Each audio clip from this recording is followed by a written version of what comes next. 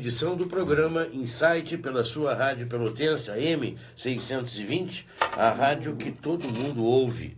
Na produção e apresentação, Leandro Freitas, na direção geral, Paulo Goss, direção executiva, Luciana Marcos. E aí integra o programa o Dr. José Newton. E hoje, né, os titulares, Newton, bom dia. Verdade. Como é que vai? Tudo bem? Bom dia, Leandro. Bom dia, pessoal de casa. Tivemos aí um período, um mês inteiro, recesso. quase um mês, né? Muito bem. Mas isso é bom, porque assim também dá uma arejada nos pensamentos, Com pessoas que vieram diferentes. Assim né? Eu não pude acompanhar os programas, mas tenho certeza que foram bons programas, né? Porque são pessoas que dialogam muito bem, né? O doutor Alice, né? Nós convidamos o Dr. Aulos Mandagará Martins, professor de Letras da Universidade Federal de Pelotas, falar sobre a questão da pulsão de vida e de morte e a transmissão disso através da literatura. Ficou muito legal o programa. Depois convidamos com a doutora Liz Baini também uma criminalista para falar sobre a morte, a expressão da morte na sociedade. E ficou muito bom o programa. Sabes que resgatasse um pouco do programa Insight. Nós tivemos na época, para o nosso ouvinte que nos acompanha, né? Em outra emissora nós tivemos o programa Insight, num bar à noite, né? E participavam pessoas que eram, né? Que não eram médicos, eram de vários, né? E aquela troca de ideia dentro de um bar, né? Um programa bem aberto. Ficava bem perto ali do antigo diocesano, né? Campus 2 da Universidade Católica. Muito bem, está ótimo. E como é bom a gente fazer esse elo, né, Newton, com coisas do dia a dia da vida normal. Nós aqui conversávamos antes de iniciar o programa, ouvindo até a Aninha, e que voz bonita tem a Aninha, né? Maravilhosa, gostei muito, eu gosto muito de ouvir ela, né? E até na semana passada também ela estava aqui, a gente vê, né, as músicas que ela canta, uma voz doce, maravilhosa. Mas, doutor Newton, nós trocávamos ideia no seguinte sentido: tem versos populares ou frases populares que se consagram, né? Que elas não têm muito a ver, só se tem a compreensão daquilo. E a gente usava a frase, né? O que os olhos não veem, coração não sente. Bom, sentimento não está no coração, né? Não está no coração. Sim. O coração que nós estilizamos, idealizamos, né? Para mostrar sentimento, não é a fotografia do coração anatômico, né? Do órgão, né? Mas mesmo assim, essa frase tem uma profundidade interessante, né? Que, pelo ângulo da psicanálise, eu acho que dá um bom programa. Certamente. Bom, a ideia do coração, eu não conheço a origem da relação entre o coração e os sentimentos na história da humanidade, mas certamente tem que ver com o tema do aperto do peito. Ou seja, as angústias, todas elas se manifestam apertando o peito. É aquela sensação que o indivíduo tem de que algo vai acontecer, coloca a mão no peito, sente que os músculos se contraem, ataque cardíaco, sudorese, a sensação de mal-estar, que o coração vai sair pela boca. O coração é talvez o único órgão que nós tenhamos a sensação nítida de quando ele funciona, por exemplo, através das palpitações, taquicardias, as arritmias, quando falha o coração, a frequência vai batendo de um jeito e depois dá uma falhada e daquele trancaço que as pessoas dizem em casa, é o único órgão que você percebe. Então ele realmente está no peito e a pessoa coloca a mão no peito, localiza. Quando se emociona, o coração dispara. Quando se entristece, o coração se acalma e assim vai. Então, o coração realmente é o órgão que se presta para nós termos essas sensações todas e relacionarmos as sensações com ele. Erroneamente, porque realmente ele não tem relação nenhuma com os sentimentos nesse sentido. Isso tem que ver com o cérebro e com o psiquismo, evidentemente. Mas para o leigo é o coração. É quem se manifesta.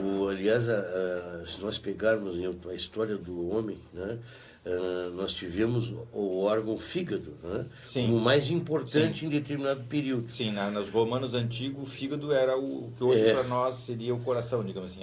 Tanto que aqueles que viam o futuro, né, eles pegavam e abatiam um animal de determinada cor, né, Tiravam o fígado e olhavam o fígado, né, para ver e fazer previsões. Né? O fígado, o inimigo, o figadal, né, era aquele pior inimigo, né, o fígado. Né? O coração passou, no decorrer do tempo, a ser mais importante que o fígado. A circulação, como nós conhecemos hoje, ela é bem recente. Foi um cirurgião inglês que pôde organizar isso dessa forma, já recentemente. Mas essa ideia do fígado é a ideia antiga dos gregos, dos romanos. Sim. Eu não sei por que tiravam o fígado como mais... Embora todos esses sejam fundamentais, né? Se tirar, vai complicar. Mas, de qualquer forma, Newton, a frase em si, né? Se tu não vê, tu não sente. Tu precisa ver, precisa sentir, ou precisa só constatar, porque ver não quer dizer, né, constatar. A pessoa às vezes vê o que quer ou não vê porque não quer. Né? Bom, essa não é uma boa afirmativa, Leandro, cientificamente falando. Certamente o coração sente o que nós não vemos. Tanto sente que ele adoece. E adoece das coisas que acontecem muitas vezes ao nosso redor. Nós, de forma imperceptível para a nossa consciência, percebemos coisas ao nosso redor, evidentemente. Temos sensações, dramatizamos nos nossos corpos estas sensações e vamos adoecendo. Quando nós estamos num ambiente muito nocivo, com pessoas muito nocivas, destrutivas, invejosas, nós nos sentimos mal. O corpo dá sinal. Quando estamos num ambiente agradável, o corpo exala, o corpo relaxa, o corpo tem vontade, digamos assim, de desfrutar e nós nos sentimos confortáveis fisicamente. Então, esse ditado que os olhos não veem, o coração não sente, não é correto fisicamente. Mas é um pouco o ditado que as pessoas que se regem pela lógica usam. Ou seja, preciso, esse ditado diz que as coisas conscientes são as que valem, as inconscientes não têm valor nenhum. De tal forma que a pessoa fica 100% à mercê das coisas que vão acontecendo silenciosamente dentro e fora dele e ele não tem capacidade de se defender. Superficial. O que tu precisa é só ter o teu consciente. Te relaciona só com o que vê. Então, se o indivíduo não enxerga, não tem consciência, uma percepção consciente de algo desagradável ao redor dele, ele fica totalmente à mercê desse problema. Mas será que, Newton, né, é aquele assim, eu me engano porque eu gosto, ou porque eu quero? Eu gosto ou quero? Bom, tu está dizendo que cada um vê ou faz aquilo que pode. Ou seja, de acordo com as suas possibilidades internas. Então, tu estás já aprofundando um pouco mais o pensamento e dizendo que se cada um enxerga o que pode, eu estou usando enxergar de propósito, ou vê o que pode, quando uma pessoa vê só o que se relaciona só com o que os olhos veem, é porque essa pessoa só pode se relacionar com essa parte da cabeça dela. Ela não pode enxergar. Não pode enxergar com profundidade, ela não pode enxergar além dos olhos, ou seja, enxergar a escuridão. Newton, todos nós podemos ver, mas nem todos enxergar. Sim. Né? Sim. Porque, às vezes, né, você não deixa enxergar. Sim, né? sim. São verbos parecidos, mas que são de maior profundidade. Com certeza. Ver, qualquer pessoa pode ver, né? Mas enxergar é um sentido maior de ver, né? É perceber, né, aquilo que tem ao redor de tudo. Né? Essa leitura do que tem ao redor de tudo, né, é mais profunda do que apenas ver. Né? Certamente, está diretamente relacionado com a escuta.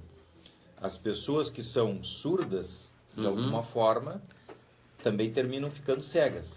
Porque se eu não escuto o que o outro diz, se eu não escuto o que vem de dentro de mim, os sons, os ruídos, as sensações, se eu não percebo as informações, digamos, que o meu corpo emite ou envia, eu não consigo fazer leituras e eu não consigo ter a visão profunda daquilo que acontece comigo e ao meu redor.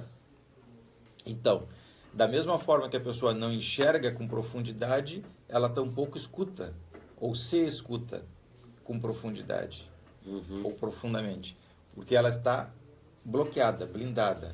São determinados mecanismos que acontecem dentro da cabeça do indivíduo que, do mesmo jeito que ele não pode olhar para dentro de si e escutar os sons ou as as informações que vêm de dentro de si, ele não consegue fazer o mesmo com o outro. Há uma blindagem dentro dele. Mas isso é um problema já psíquico do indivíduo. As pessoas que têm uma grande capacidade de enxergarem o outro são pessoas que se enxergam com profundidade.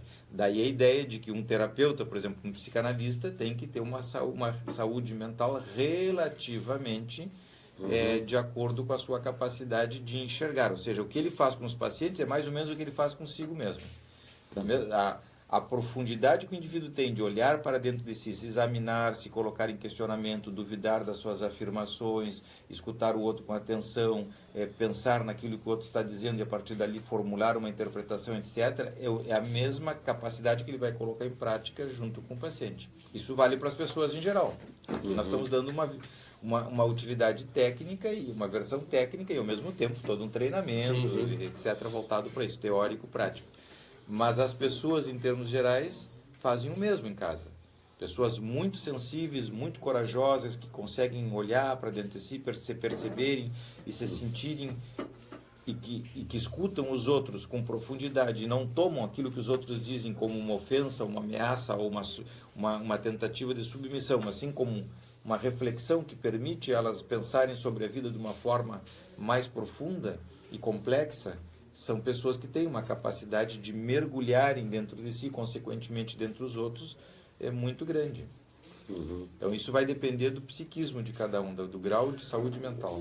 Se a gente olha uma multidão, a gente firma o foco em alguma coisa que te chama a atenção por algum N motivo. Né? N motivo, né, Milton? Ou, de repente, uma mulher bonita, no caso, ou alguma pessoa, coisa engraçada, né? Ou algo que te agride, né? Mas o teu foco firma em alguma coisa. No ouvido, né, distinguir o som é complicado. Né? Tu ouve o volume de som e tudo igual. Embora a gente ouve melhor aquilo que é direcionado a nós. Né? Mas tu está em meio a uma multidão de sons quando tu estás escutando alguém. Né? É ruído, vamos dizer assim, né? Na imagem tu foca, porque tu escolhe. No som tu consegue escolher? Alguns sons se distinguem. Os órgãos dos sentidos, audição, visão, gustação, tato, a sensopercepção, todos esses sentidos de alguma forma vão nos informando de dentro e vão nos enviando informações de dentro e de fora de nós. Cabe ao nosso psiquismo, no caso, ter a capacidade ou a habilidade de conscientizar isso. Ou seja, usando a tua expressão, olhar ou sentir ou escutar com mais detalhes. Muitas vezes nós vamos na rua e escutamos uma palavra ou um som ou um tom de voz que nos identifica ou identifica dentro de nós alguma coisa interessante. Às vezes é um amigo, um parente, um amigo que está conversando e nós de costas identificamos a pessoa. Por quê? Porque aquele som é amigável, está relacionado dentro de nós com coisas boas, com sensações interessantes e tudo mais. Outras vezes nos provocam mal-estares enormes, porque estão associados internamente com situações traumáticas ou conflitivas, complicadas, das quais nós queremos fugir desesperadamente. E eu estou falando, quando eu digo que queremos fugir, me refiro aos mecanismos psíquicos. Tomar distância, reprimir, sair de perto, negar, projetar num outro, ou seja, não queremos nos relacionar com aquilo profundamente. Então o psiquismo vai tendo essas relações todas, mas os órgãos dos sentidos, em termos gerais, são muito importantes para nós. A visão, gostos, quantas vezes nós temos sabores que são da infância, os sabores da infância, os cheiros da infância. Quantas vezes nós sentimos um cheiro de algo que nos remete a uma experiência boa ou, às vezes, não tão boa da infância, mas nós vamos identificando a nossa história através dos órgãos dos sentidos. Tem uma história minha muito interessante e, ao mesmo tempo, curiosa. Como eu tenho uma origem rural, tem cheiros do campo que são muito interessantes para mim. Algo disso eu resgatei através da motocicleta, da moto, porque quando a gente anda de moto na estrada, vai sentindo os cheiros do campo.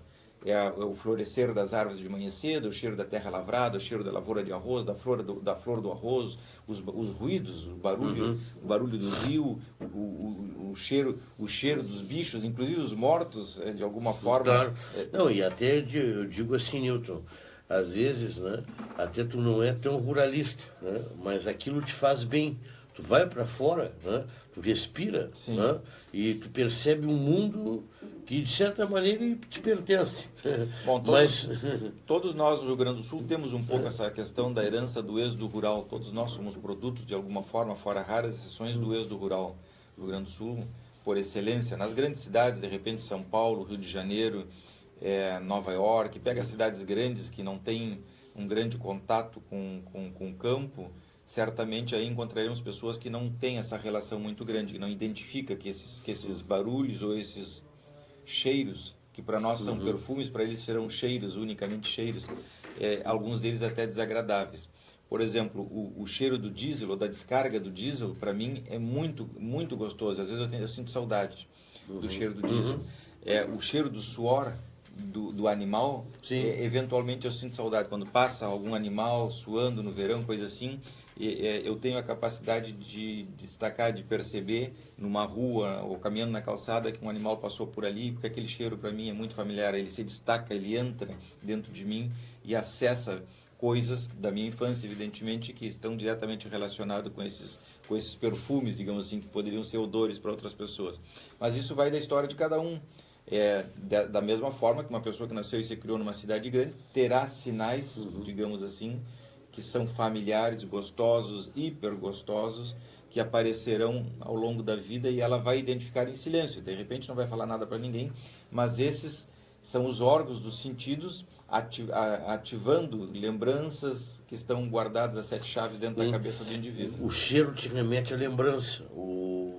Agora, e aí eu acho que nós muitas vezes, né, acabamos enganando os nossos sentidos, né?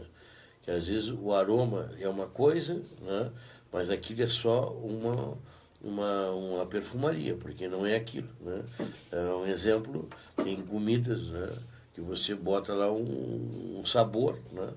Porque não é não é aquilo ali, apenas o sabor está ali. Sim, né? sim. Um refrigerante de laranja, por exemplo, não é um suco de laranja. Não tem mais nada, nem bergamota, nem tem nem mas ele tem sabor, visualiza, né? Lembra a laranja e fica associado dentro de nós com o suco, com o antigo refrigerante que realmente tinha as células da fruta ali. E boiando. O homem é exímio nisso até na sua obra de fabrico, né?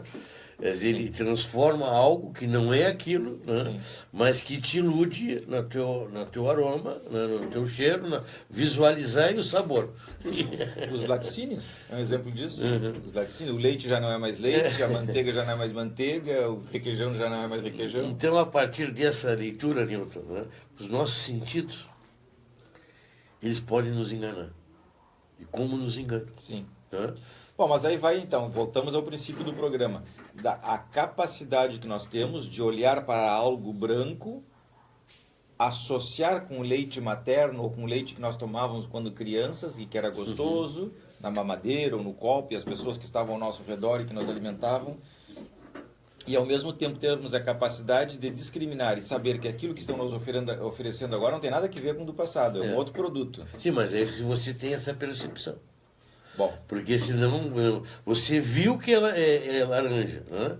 Você sentiu o cheiro da laranja, bebeu, sabe o sabor e não é laranja. Daí vem o ditado comprar lebre é gato por lebre. Daí vem o ditado comprar gato por lebre. Ou seja, é parecido, como tu dizias, é como a propaganda antiga, aquele do shampoo, aquele que se parecia, etc, etc, mas não era. Ou seja, cabe a nós, e é uma parte da nossa cabeça, do nosso psiquismo, examinar, perceber as semelhanças, separar a lembrança da memória, as vivências que ficam armazenadas dentro de nós gostosas, com aquele produto que não tem nada disso. Sim. Então nós podemos, de repente, até através desse exame, buscar um produto que seja mais semelhante àquilo que a gente queria ou que nós desejamos. Então, comprar pura e simplesmente porque veio, porque lembra, é de uma superficialidade atroz. É isso que o pessoal que vende, que trabalha com marketing, quer. Os outros produziram isso para vender. Certamente, para quem não pensa, para quem não faz essa separação, que é a maioria das pessoas. Claro. Então, As pessoas mais saudáveis olham, examinam, têm as lembranças, associam, mas são capazes de dizer, não, tá bem, isso aqui seria muito legal se fosse igual, mas não é. Isso eu não quero. Vou buscar um outro produto, então a pessoa vai escolher um outro produto que se assemelhe mais ao seu desejo. Eu me passa a ideia, Newton, né, que nós, como somos frágeis para sermos enganados. Sim. Né? Às vezes nós queremos nos enganar e às vezes nós não temos capacidade de perceber que estamos nos enganando. Porque, na verdade, o outro não nos engana, Leandro, nós nos enganamos. A verdade é essa. Se nós olharmos perfeitamente, é certo que o outro está na proposta de se fazer infeliz. Ontem nós vimos na televisão a audiência do Joesley Batista se fazendo de infeliz, com uma voz de peixe morto, olhar de peixe morto, coitadinho, injustiçado, que o Estado traiu ele e tal. Não, é um psicopata grave, delinquente grave, que mexeu em coisas que não eram dele, tomou coisas que não eram dele, etc, etc. É um delinquente. Mas se fazendo passar por um coitadinho, de repente alguém fica com pena, até libera ele, manda ele para casa, coitado, tá ali tão infeliz, ficou tão triste depois que foi preso e tal. Bom, ele tá na função dele de psicopata, digamos assim, usar esses mecanismos todos psicopáticos para enganar as pessoas, mas cabe a nós separarmos uma coisa da outra. Dizer, não, uma coisa é o que ele fez realmente do ponto de vista da realidade e outra coisa essa encenação toda que ele está fazendo para tentar se livrar, que é um artista. Esse tipo de exame é muito importante. Aí nós nos enganaremos ou não. Então, a proposta de se enganar vem de fora, mas nós aceitamos ou não. Se nós estivermos firmes e bem posicionados naquilo que nós fazemos e pensamos, nós vamos colocando limites nas pessoas lenta e gradualmente, de tal forma que a vida não fique tão ruim para nós. Então, a questão de se submeter à proposta do outro vem de dentro de nós. Cada um de nós tem o direito de olhar, examinar e dizer, eu não quero. Então, tu pegas um produto na prateleira, tu examina, tu olha e diz, não, eu não quero isso aqui porque não está dentro do meu desejo, das coisas que eu preciso, das minhas necessidades. Então, tu devolve. Da mesma forma que tu devolves um produto na prateleira, tu devolve a proposta de um candidato, de um psicopata. Mas a questão, Newton, as razões que nos levam a escolher, e aí eu acho que vai ao encontro dessa, por exemplo, pegar essa ruralidade. Né? Nós temos lá um braço rural. Eu não tenho, tu tens mais do que eu. Né? Mas eu não tenho essa filiação rural como tu tens. Né? Tu viveu no campo. Muitas gerações. Mas nós temos lá uma parte rural. Né? E tu tem saudades daquilo que tu ouviu, que tu sentiu, que tu viu, tu olhou. Né? E não é isso? Alguma coisa que se desperta naquela figura qualquer, ela muitas vezes atrapalha a tua forma de ler a coisa, né? De ver a coisa. Quando tu te identifica com uma ideologia qualquer e aquilo faz parte da tua geração, do teu passado, tu não muda, né? Porque tu não quer mudar. Não quer aceitar que aquilo foi uma traição, por exemplo. Né? E as traições de figuras políticas, por exemplo, se assemelha muito às traições de relações amorosas. Né? Quer dizer, a pessoa ela não quer aceitar que ela tenha, né, entre aspas, sido traída, entre aspas, né, porque o inconsciente ela sabe. Né? Então, que legal que tu estás dizendo para as pessoas em casa. Quando eu digo que legal, claro, além de reconhecer a tua capacidade de pensar assim, eu estou, ao mesmo tempo, levando para as pessoas em casa o raciocínio. O que tu estás dizendo? Que nós repetimos monotonamente modelos de relacionamentos com as mais diferentes pessoas, através do qual nós vamos dramatizando uma história de vida dentro de nós, sem termos consciência. Quanto menos nós olharmos para dentro de nós e identificarmos essas questões, mais facilmente nós vamos dramatizar. Seja através da escolha de um candidato que nos passa a perna, porque a proposta era essa de passar a perna, de enganar, seja através da escolha de um parceiro ou de uma parceira que não vai cumprir aquilo que nós imaginamos, ou que de repente a pessoa falou, que de alguma maneira repete conosco o que nós temos de mais doentio na nossa história. Então, esse é o ponto que as pessoas têm que entender em casa. Que nós não só repetimos ao longo da nossa história coisas boas, mas repetimos as ruins também. Consciente e inconscientemente. Sim. Porque existem mecanismos psíquicos que nos obrigam, sem nenhuma capacidade de defesa, e nos expõem a situações complicadas, certamente as boas também, mas nós referimos às complicadas porque as pessoas têm um pouco a ideia de que as pessoas não são felizes porque não querem. Não. As pessoas são infelizes porque não podem ser felizes. Todo mundo quer ser feliz. Por que o indivíduo, de repente, sai para passear de férias e volta separado? Ou dá uma batida de carro e volta de ônibus? Se tudo que ele estava fazendo era sair de férias. Então, existe algo além que nos conduz sem que nós tenhamos a possibilidade de nos defendermos, porque isso vem de dentro de nós. E aí nós escolhemos situações, nos submetemos ou enxergamos ou deformamos uma determinada pessoa para caber dentro do nosso modelo. Quando, na verdade, aquela pessoa já era assim, desde o primeiro instante. Nós é que não vimos. Claro, nós não tivemos a capacidade de ver. Sim. Mas mesmo vendo, nós não conseguimos nos convencer. Não. Porque nós não queremos nos convencer. Algo dentro de nós nos proíbe. Eu acho que isso aí é muito comum nos dias de hoje, né? Em pessoas que mesmo em frente à cruel realidade, né? Que os sonhos acabaram, né? Vamos dizer assim, né? Para até uma geração que nós nos pertencemos, né? Mas o sonho acabou. Né? As pessoas que representam esse sonho, acabou. Né? Mude as pessoas, porque senão os ideais vão morrer aí. Né? Porque não são as pessoas que são mais importantes que os ideais, né? Entre aspas, né? Se você tem um ideal libertário, por exemplo, né? A liberdade é o principal, não é? As pessoas que defendem a bandeira, né? Mas em nome da liberdade as pessoas não escravizam os outros? As outras pessoas? Uma pergunta que nos chega via celular, né? E até já aproveito e boto 981-339619, é o meu celular. Se você quiser mandar uma mensagem, não tem problema. Para mim é bom, né? Me ajuda a perguntar.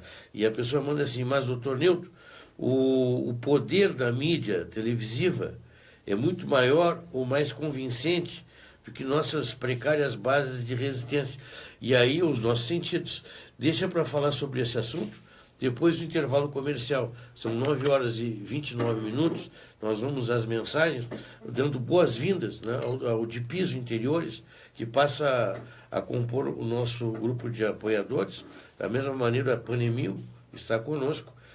E a Beneficência Portuguesa, que completa 160 anos. Semana passada, nós tivemos aqui um médico, né, da Beneficência Portuguesa e tivemos durante o meio da semana a vinda do Francisco e também do Manduca, né, e conversamos um pouco da história, um programa especial da história da Beneficência Portuguesa, que é riquíssima, né, e é importante uma sociedade valorizar o hospital. Né? Com certeza. O hospital é para todos, né? E é aquela casa, assim, na hora, você precisa ter. Né? Sim, Pobre da sociedade que deixa fechar hospitais. E nós já tivemos situações assim.